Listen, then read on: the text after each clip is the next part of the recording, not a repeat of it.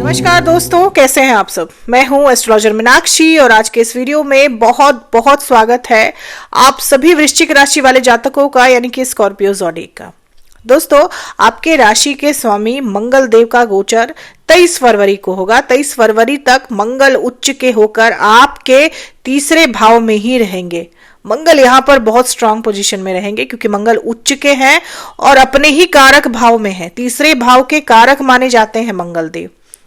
तो सेहत से जुड़ी समस्याएं जो भी आपको चल रही होंगी उसमें फास्ट रिकवरी होगी, लेकिन क्योंकि शनि आपके 5वें भाव में बैठे हुए हैं तो पेट से जुड़ी समस्याएं आपको जरूर रहेंगी। पेट से जुड़ी दिक्कतें रह सकती है, आपको डाइजेशन की प्रॉब्लम रह सकती है। इसका आपको ध्यान रखने की जरूरत है। क्योंकि शनि जब वृश्चिक राशि के 5वें भाव में होते हैं तो पेट से जुड़ी समस्याएं आपको लगी ही रहती हैं, उसका आपको ध्यान देने की जरूरत है। अब दोस्तों, मंगल तो तीसरे भाव में रहेंगे 23 फरवरी तक, लेकिन बुध और शुक्र का गोचर होगा आपके चौथे भाव में 4 और 6 फरवरी को। 4 फरवरी को बुध आपके चौथे भाव में आ जाएंगे और 6 फरवरी को शुक्र आपके चौथे भाव में आ जाएंगे। ये दोनों ही ग्रह जब साथ बैठते हैं तो लक्ष्मी नारायण योग बनता है, लेकिन आपके चौथे भाव में राहु पहले से ही बैठे हुए हैं। तो ये लक्ष्मी नारायण योग बनेगा या नहीं बनेगा, कौन से अच्छे और बुरे परिणाम आपको मिल सकते हैं इस योग के, ये जानेंगे हम इस वीडियो में।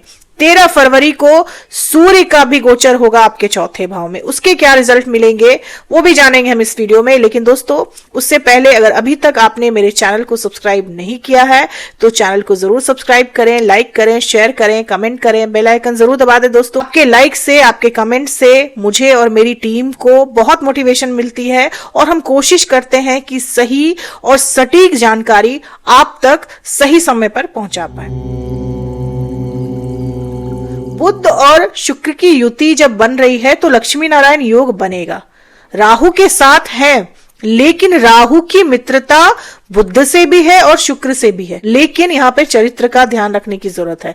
और बुध और राहु की भी मित्रता है। तो बुध राहु जब साथ होते हैं तो आपका सोशल सर्कल बढ़ता है, आपके मित्र बढ़ते हैं, मित्रों से लाभ होता है। लेकिन अगर आप ज्यादा वाचाल हो जाते हैं, ज्यादा बोलते हैं, अपने भेद अपने मित्रों को बता देते हैं, तो यही मित्र आपके लिए घातक भी हो जाते हैं।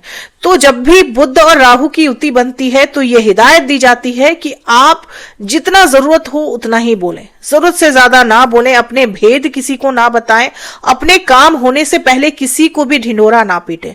क्योंकि बुध और राहु जब साथ में होते हैं तो आपके पेट में कोई बात नहीं पचती। आप हर बात अपने मित्रों को, अपने दोस्तों को, अपने सहयोगियों को बता देते हैं, अपने परिवार में कुछ होने से पहले ही ढिंढोरा पीट देते हैं, जिस वजह से आपके बनते काम बिगड़ जाते हैं। तो ये आपको नहीं करना है। तो वाचाल होने से बचना है। बाकी ये युति आपको अच्छे परिणाम देगी।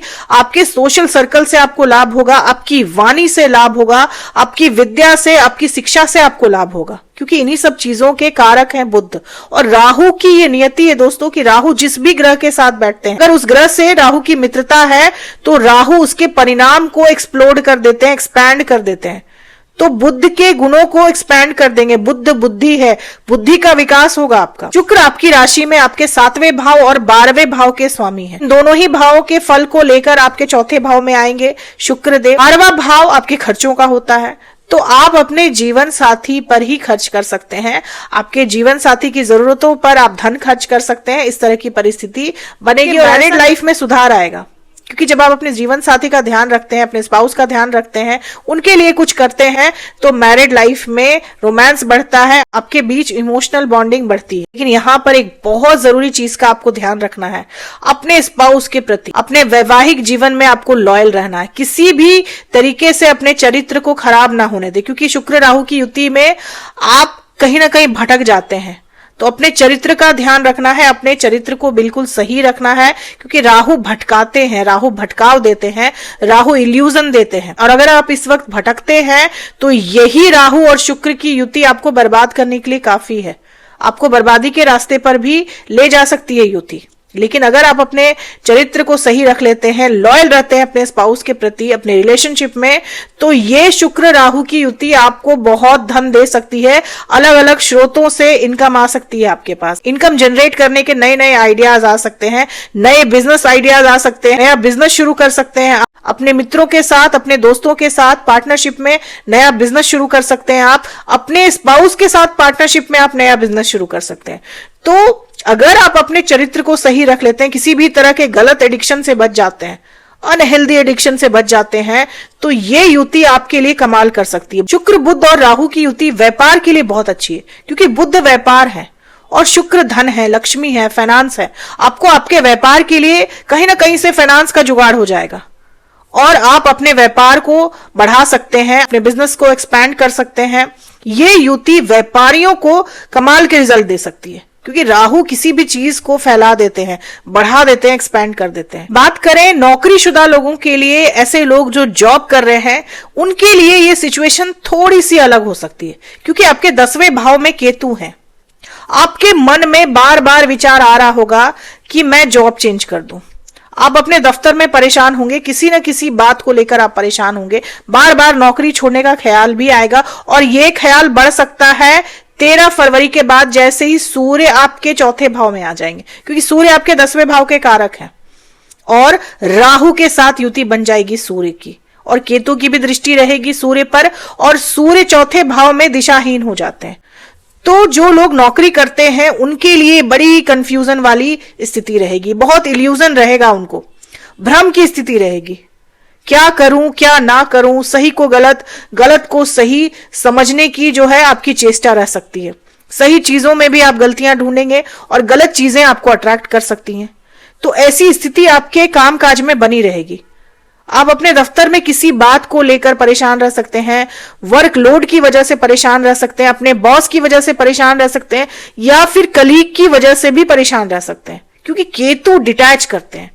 केतु 10वें भाव में आपके वर्क प्लेस में आपको समस्याएं जरूर देते हैं, और क्योंकि 10वें भाव के स्वामी भी राहु केतु के बीच में फंस जाएंगे, दिशाहीन हो जाएंगे, तो जो लोग जॉब करते हैं उनके लिए परिस्थिति टफ रह सकती है तब तक जब तक सूर्य यहां से हट नहीं जाते। जैसे ही मार्च के महीने में सूर्य आपके 4थे भाव से हटकर आपके 5वें भाव में आ जाएंगे, तब जाकर आपको राहत मिलेगी आपके वर्क प्लेस में। तब तक वर्कलोड रहेगा, लेकिन तब तक आपको कोई गलत निर्णय भी नहीं लेना है, क्योंकि बार बार राहु केतु आपको उकसाएंगे गलत निर्णय लेने को। जॉब छोड़ने की स्थिति बनेगी, लेकिन इस वक्त जॉब बिल्कुल भी ना छोड़े, जॉब चेंज भी ना करें, नहीं तो ये डिसीजन आपको आने वाले समय में पछतावा दे सकता है। आपको जो भी करना है वो तब करें जब सूर्य यहां से हट जाएंगे, जब आपके 10वें भाव के स्वामी 5वें भाव में चले जाएंगे, यानी मार्च के महीने में। तब तक आपको कोई भी डिसीजन जल्दबाजी में अपने जॉब को लेकर नहीं लेना चाहिए। हालांकि आपकी तनख्वाह बढ़ सकती है, आपकी सैलरी बढ़ सकती है, क्योंकि शुक्र और बुध की दृष्टि रहेगी आपके 10वें भाव में,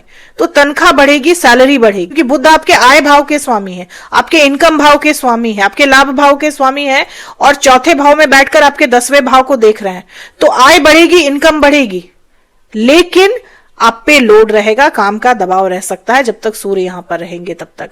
13 फरवरी के बाद कोई गुप्त शत्रु आपकी प्रतिष्ठा पर आंच पहुंचाने की, आघात पहुंचाने की कोशिश कर सकता है, क्योंकि सूर्य जब भी राहु केतु के बीच फंसते हैं तो कहीं ना कहीं आपके सम्मान को ठेस पहुंचती है। कोई ना कोई ऐसा व्यक्ति होता है जो आपके सम्मान को ठेस पहुंचाना चाहता है, आपके ईगो को हर्ट करना चाहता है। तो ऐसे व्यक्तियों से संभल कर दूर रहने की जरूरत है। विद्यार्थियों के लिए यह समय कड़ी मेहनत करने वाला है, क्योंकि शनि आपके 5वें भाव में है, तो विद्यार्थियों से कड़ी मेहनत करवाएंगे शनिदेव। कड़ी मेहनत करने के बाद ही आपको अच्छे परिणाम देंगे। 11 मार्च के बाद जब बृहस्पति मार्गी हो जाएंगे, तब जाके विद्यार्थियों का जो लोड है वो थोड़ा सा कम हो सकता है, लेकिन तब तक विद्यार्थियों को कड़ी मेहनत करनी पड़ सकती है। बहुत ज्यादा ध्यान देने की जरूरत है इस वक्त आपकी शिक्षा पर। विद्यार्थी अगर कड़ी मेहनत कर लेंगे तो यही शनि आपको बहुत अच्छे परिणाम देंगे, लेकिन आलस से बचना है, क्योंकि शनि देव आलस्य से सख्त नफरत करते हैं। आलसी लोगों को शनि देव कभी कुछ भी नहीं देते। तो कड़ी मेहनत अगर आप कर लेते हैं, विद्यार्थी अगर मन लगाकर पढ़ लेते हैं, तो ये शनि आपको बहुत बहुत बहुत अच्छे रिजल्ट दे सकते हैं। लव लाइफ के लिए समय थोड़ा सा डिफिकल्ट है, क्योंकि शनि 5वें भाव में है, तो आपके लव लाइफ में उतार चढ़ाव बना रहेगा। कभी अच्छा कभी बुरा, इस तरह की स्थिति बनी रहेगी आपके लव लाइफ में। कभी सब कुछ एकदम अच्छा चलेगा, कभी अचानक से ही चीजें जो है वो आपको खराब होती हुई दिखाई देंगी। यानी कि अप्स एंड डाउन्स आप अपने लव लाइफ में देखेंगे इस दौरान, क्योंकि शनि 5वें भाव में थोड़े रूखे हो जाते हैं। 5वें भाव में शनि कहीं ना कहीं बहुत स्ट्रिक्ट हो जाते हैं। आपके लव अफेयर्स में आपको वैसे रिजल्ट नहीं मिलते, उस तरह के हालात नहीं मिलते जिसकी आप कल्पना करते हैं, जिसकी आप चाहत रखते हैं। टफ सिचुएशन मिलती है, लॉयल्टी टेस्ट होती है, पेशेंस का टेस्ट होता है। तो इस तरह के हालातों से अभी प्रेमी जोड़ों को गुजरना पड़ सकता है। वाहन खरीदने की अगर आप सोच रहे हैं तो आप खरीद सकते हैं, लेकिन एक बात का आप ध्यान रखें दोस्तों कि राहु आपके 4थे भाव में है और शुक्र और बुध के साथ युति बन रही है। तो बहुत सोच समझ कर ही प्रॉपर्टी में निवेश करें। कागजों को, चीजों को बहुत अच्छे से जांच पड़ताल कर लें, तभी आप प्रॉपर्टी लें, मकान लें, क्योंकि धोखा होने की गुंजाइश बढ़ जाती है। राहु इल्यूजन देते हैं, किसी ने दिखा दिया कि बहुत अच्छी प्रॉपर्टी है, बहुत अच्छा टाउनशिप है, तो आपने बिना सोचे समझे ही इन्वेस्ट कर दिया, पैसे फंसा दिए, इस तरह की सिचुएशन बन जाती है। तो बहुत सोच समझकर हर चीज, हर पहलू को देखकर ही आप प्रॉपर्टी में निवेश करें, नहीं तो धोखा हो सकता है आपके साथ। हालांकि प्रॉपर्टी खरीदने के योग बन रहे हैं, लेकिन सावधानी भी जरूरी है। भाग दौड़ थोड़ी सी ज्यादा करनी पड़ सकती है। गलत चीजों में, गलत लोगों के बहकावे में आकर प्रॉपर्टी में इन्वेस्ट ना करें। खुद से जांच पड़ताल करें, अच्छे से सोच विचार लें, तब जाकर प्रॉपर्टी खरीदें, क्योंकि योग तो बन रहे हैं लेकिन राहु है, राहु इल्यूजन दे सकते हैं, धोखे की तरफ आपको ले जा सकते हैं। तो यहां पर ध्यान रखना जरूरी है, सावधानी भी आपको रखनी है। अब अगर आपके जीवन में ज्यादा कठिनाइयां आ रही हैं, ज्यादा परेशानियां आ रही हैं, तो आप क्या उपाय कर सकते हैं?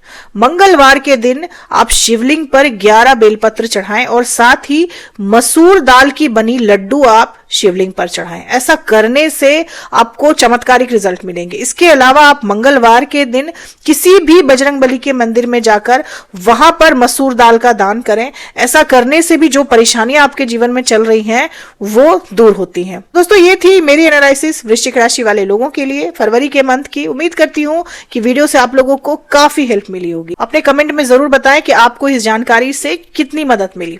आने वाली वीडियो को देखने के लिए बेल आइकन जरूर दबा दें। चैनल को सब्सक्राइब नहीं किया है तो सब्सक्राइब करें। तब तक के लिए जय माता दी, जय श्री राम।